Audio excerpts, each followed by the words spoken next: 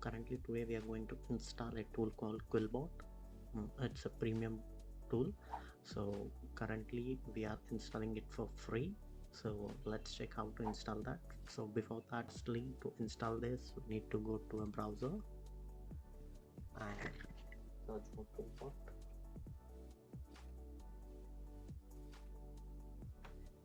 So this is the tool.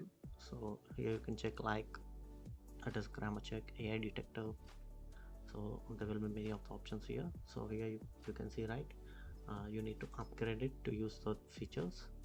So these are the plans to access that.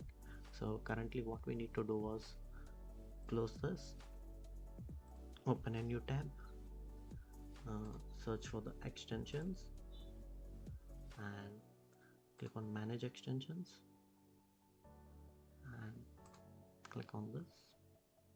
So here you need to search for violent monkey. So this is the one. So here you need to click get and add extension. So it will be added to your extension in the browser. So now you need to go to the new tab and search for greasy fork, and you need to click on the first link, and once it's open you need to search for Quillbot Premium Unlocker and click on search. So here you can see it, right? So you need to click on this and click on install the script. So you need to click on install. So you can see here, right, script installed.